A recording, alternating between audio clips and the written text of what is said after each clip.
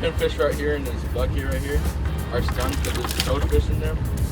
I'm about to pull them out because they release this toxin venom out of their skin. It just stuns all your baits and doesn't make your baits look natural. When you throw them in here, they look kind of like dead. All you have to do is just give them a little tap on the head and they'll wake up. There's the goldfish. This guy. All right, guys, we have Jay and JC on the bottom there with the ballyhoop. They're trying to catch some cigar minnows right now. So the difference in between what they're doing now and catching ballyhoop is they're actually putting lead inside the net. 24 ounces of lead to sink it down. So now we're up vertically instead of horizontally. And now the difference between that and the catching the ballyhoo are on the back and on the surface. So sometimes we have to use the bobber. In this case, they're not using the bobber. They're only using the weight to get the net to sink down, up and down from the side of the boat. So ballyhoo's gonna start showing up in a little minute. We're gonna add that ballyhoo bobber to it and float it out and try to catch some ballyhoos, guys. Watch this, he's doing it right now. Agitate that chum really good. There we go. There we go. All right, so what the guys are doing now is they're agitating the chum, shaking it, getting chum to come out to the slick so the cigar minnows come up to the surface. Right now, they're usually on the bottom. By agitating the chum, you'll get them to come up to the surface. And that's how they're trying to catch them. So those will make great sailfish baits. And we have some ballyhoos showing up too.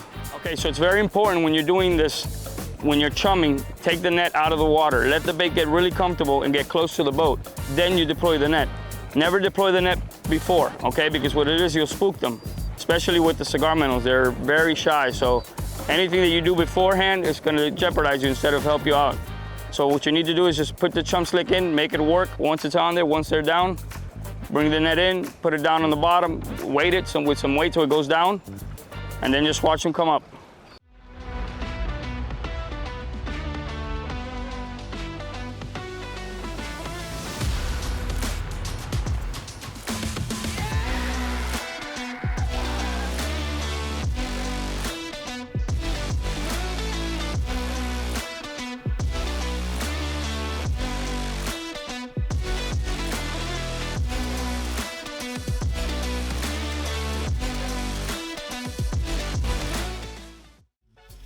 All right, so with this patch reef fishing for mangrove snappers and mutton snappers, it's pretty cool. You kind of go to these patch reefs in anywhere from 20 to 30 feet of water, and you can, on a nice clear day, you can see those big solid black spots on the reef. You can see where it goes from sand to reef, and you can kind of see it where a big piece comes up, you're like, let me try it. And you just throw the anchor, put some chum out, you can catch your live ballyhoos, drop those down. Dead ballyhoos work as well. Squid, shrimp for your yellowtails, and everything you'll eat is shrimp, but it's nice to have your ballyhoos, pinfish. You drop those down on a jig head, 25, 30-pound leader, and you should be all right. Just catch some mangrove snappers, have a good old time out here on the reef. And normally the mangrove snappers are like this in the summertime. So it's not an odd time to catch them like this, but normally you catch your bigger ones like that on the reef out here in the summertime, and those bigger mangroves will be pushed in a little further.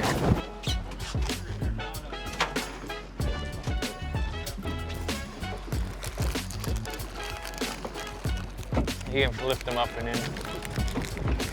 That's still a keeper.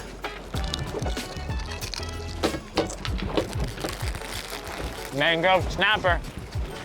So a lot of times on these mangrove snappers, you can use like 20-pound braid to 25, 30-pound leader to a half-ounce, quarter-ounce jig head. A lot of times that's my go-to, anywhere from 25 to 30-pound braid, 25, 30-pound leader to that. Normally that's the way to go. Big mang. Oh, yeah.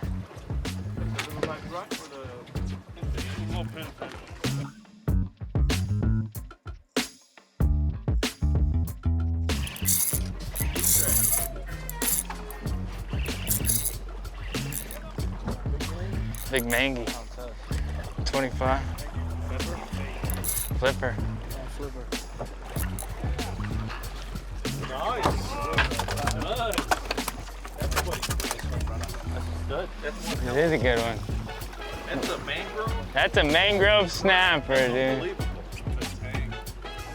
Live ballyhoo on the bottom on a half-ounce, quarter-ounce jig.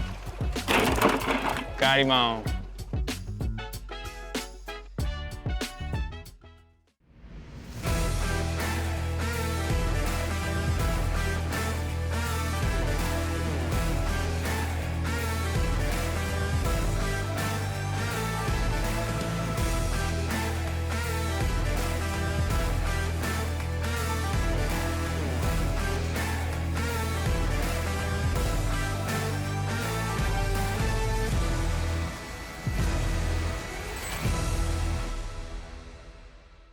So we're out here day two, Two Conchs Fishing Camp, doing our reef and wreck day. We just went out, used our ballyhoop, showed these guys how to catch live bait. We got some cigars on the sabikis. We used the ballyhoop to catch some live ballyhoos. Got them in the well. So we just anchor up here now at the spot. We got the chum in the water, getting it out there, getting ready. We're gonna go over on a couple knot tying techniques that we use daily on the reef here. And hopefully we can get on some good eats for tonight and see what's down here on the reef.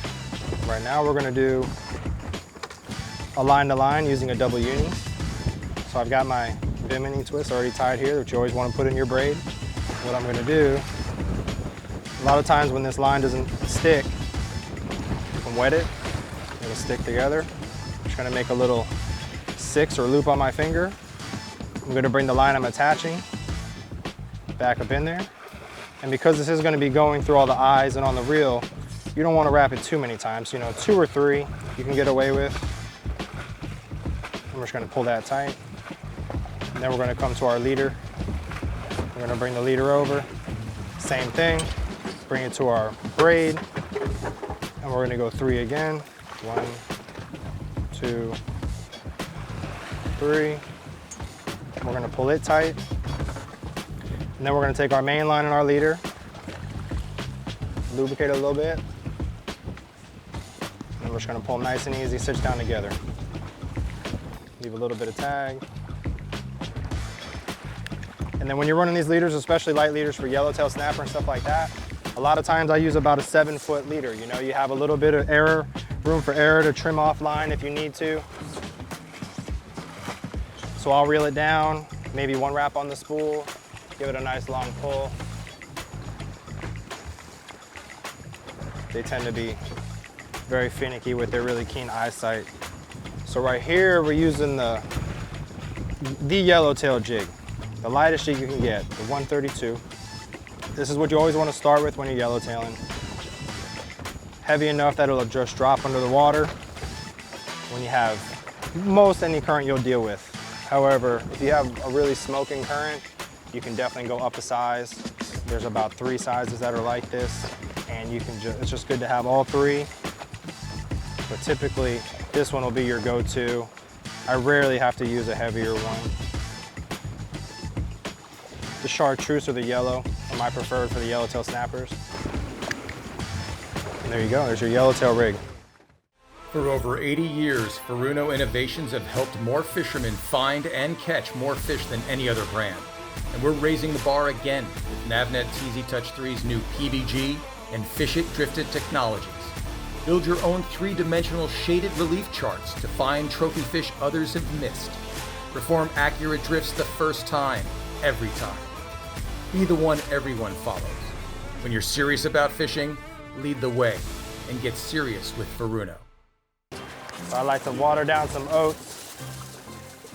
Get some oats in there, a little bit of salt water. It makes it nice and pasty and sticky. That way it'll trickle down the water column instead of just staying on the surface. You can get that slick to kind of go down, find the bottom, find the fish in the bottom, and bring them up towards the chum. The idea is to bring them to the chum, not feed them oats the entire time you're fishing. They're just like us. Those oats will expand in their stomachs, they'll get full, and they'll stop biting. So just make a nice paste, mix it up, add a little bit more water. This will also set you up to make oat balls. See? Nice sticky paste. And then that'll kind of go down towards the bottom. Make a nice smoke trail. Hopefully get all the yellowtail's attention down there. You definitely want to roll with a case if you're going out for a short day, 4 hours. I'll typically use a case pretty easily on a half-day charter because you want a steady flow of chum. The more you chum, they will come, like the saying says. Especially with the yellowtail snappers, you want them eating right up behind the boat. Steady stream of chum, keep it going. Less oats, more chum once they're in there. But you're definitely gonna want to at least go with a case. If you're out there for a full day, you could bring 2. You may not use it all, but more the better. Definitely more the better. You don't want to be without. Breakfast and chicken. That's right. That's that slop. Oh, just release your bail for me. These are a little harder to do it, but it's the same thing as the shrimp. You want to kind of go in him and then feed him up on the hook. With the silver size, it could be a little bit more difficult. And you want to hide that jig head. The yellowtails have great eyesight. That's why we're using such light. This is 12-pound leader. A lot of people will use 15, but they may have a slower bite. See, I prefer to have more bites, and if you break, you break. I'd rather tie hooks and have action and success than be waiting for a bite. So now you're ready. We'll go bail open, and then just feed and what's called mending the line. So you're gonna mend the line with your left hand like this. You're just gonna keep pulling it, keep pulling it, keep pulling it, keep pulling it. There you go, tip down and just consistently just pull it. And what's gonna happen is when you get bit, that line is just gonna rip right off that spool. As soon as it rips off that spool, all you do is flip the bail shut. Flip the bail and you're tight. You don't have to set, you don't have to do anything like that. That one he's got on there is a real nice one. Nice one. There you go, one more crank, that's good. Right in there to mine. In the boat. Nice work, man. Nice yellowtail, nice yellowtail. Told you it was a good one. Nice, bro. Nice, bro. Ooh, hammertail, hammertail, hammertail. So something else we like to do when we're out here yellowtailing, create oat balls. So you can see how the oats are nice and sticky like I was talking about earlier. We're just gonna take our bait, you know, for all you guys that live up in the north where it gets cold, you're just making a snowball. So we're gonna kind of put that in there. We're gonna pack it on top. Then we're gonna take all our leader and kind of just wrap the leader all around the ball to try to keep it compact. And what this is gonna do is it's gonna create a huge smoke trail down the water. And this could be the difference. Sometimes you may have a big mutton snapper come up and snack this because they're attracted to the things that create those smoke trails that go down to the bottom. So we're just gonna have Brent, she's gonna point her rod straight out. And what she would do is she would have this in her hand with the other hand and she's just gonna toss it out. And she's gonna point her tip towards the water and she's just gonna feed out her line and wait for that big bite because she's gonna get smacked.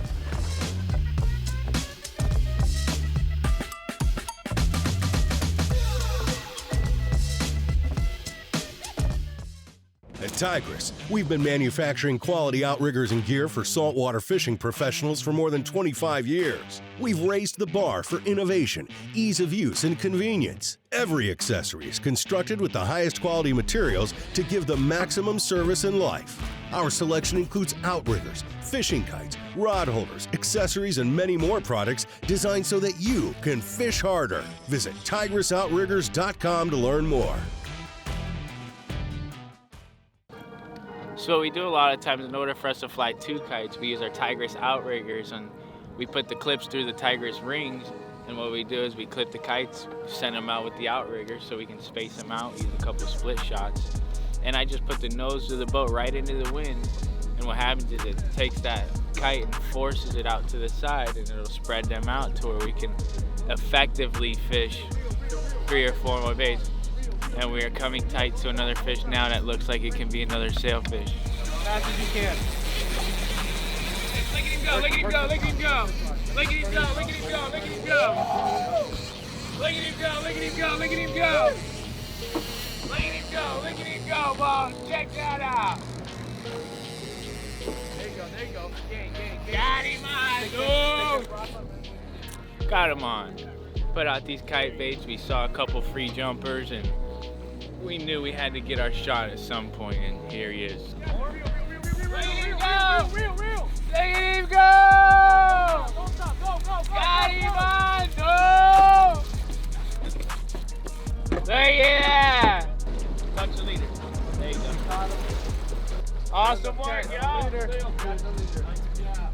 That'll work.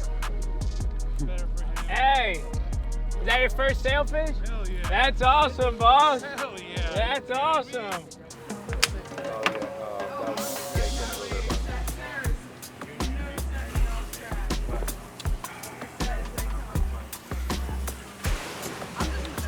Getting ready to clean up some of these nice yellowtail snappers that we caught today on the reef.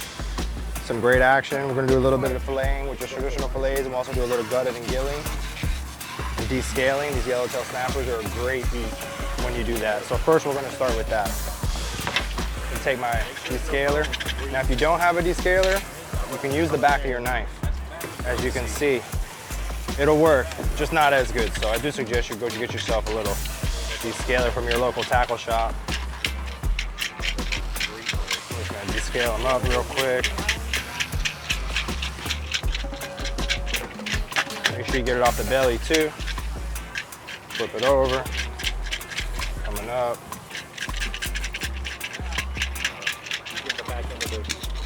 Come up. Flip it.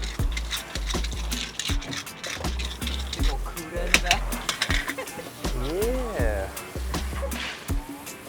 And you're gonna just put it right in the hole in his belly. Bring it right up, all the way to his chin. Get in there and get all the good stuff out, you know? All his guts, maybe your bait from earlier. Toss that. Then you're gonna come in here and nice and easy, you're just gonna push your finger through, pop that, and then you can kind of come in the gills and be careful if you don't have tough hands and fishing all the time. And you can just kind of twist. Nice and easy. The gills will come out. A little spray down.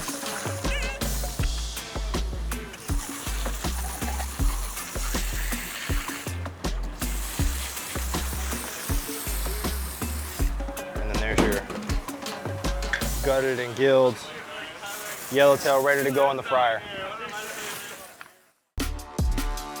Use the anchor trusted by professionals. Fortress anchors are designed lighter, set faster, and provide stronger holding power than the competition. For the best value in anchoring safety and convenience, use the legendary Fortress anchor. The AFW wire, they've got titanium, but the stainless steel leader wire works just fine for me. So this is the number 6, I believe, yeah, okay. Number 6. So a lot of times I like to have it kind of long because sometimes those wahoos, mackerels, whatever it may be, they'll miss it sometimes. They'll strike and miss, and they'll cut you off if you have this much in front of the hook. You know, they'll miss it, they'll get the leader, cut you off. So it's nice to have a bit longer strand of wire for you. So we're just gonna take it like that. And then the haywire twist, you just kind of take it and just pinch it, kind of give yourself enough line here, you know. And we're gonna take it, and you don't really want to bend it anymore now because you've already made a bent point. Because if you get too many kinks in wire, it'll break. So what happens is, just gonna take it, we're gonna pinch it, and we're gonna do one at like a 45, you know? And then we're gonna go to straight 90s. Straight 90. 1, 2, 3, 4, 5, 6, 7 times, 8 times. As long as it looks like you got 4 good loops right there. Yeah. And that'll hold. Done. Done.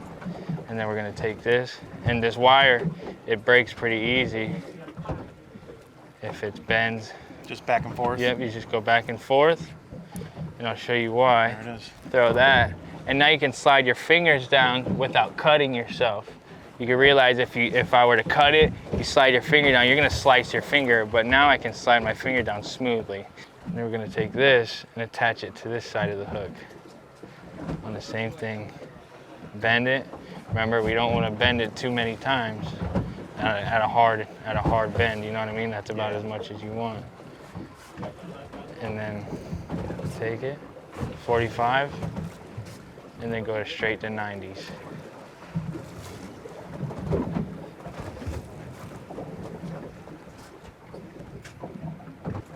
45. Yeah. And just kind of, what I like to do is take it how you're doing it and just hold the base of this tag. You know what I mean? Like, yeah, move from the bottom. Perfect. Perfect. Kind of see how it's more of a. And the more you do it, the more it'll come nicer to you, and you'll be like, huh. And that's your rig. And what you would do here is, this will be to your rod. You go either through the shoulders of the bait or through the nose, and this would go through the back or the side. You could do, some people like doing it next to the butt, some people like doing it on the top, some people just hook it right in the side of the body, whatever, anybody's preference. Okay. But yeah, man. And then this is, that'll are you work doing perfect. a And you term can like do a barrel swivel, something like that. And you can just tie it to your mono. right on?